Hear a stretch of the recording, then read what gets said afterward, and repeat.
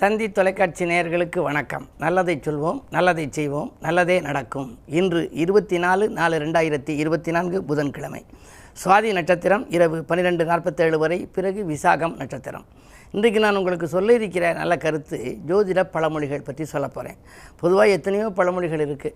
எல்லோரும் சொல்லுவாங்க, பரணியில் ஒருத்தர் பிறந்திருந்தா, பரணியில் பிறந்தா நீ தரணி ஆழ்வாயின்னு. ஆனால் எல்லாருமா தரணி ஆள்றாங்க. சில பேருக்கு தரணி ஆளும் யோகம் இருக்குது.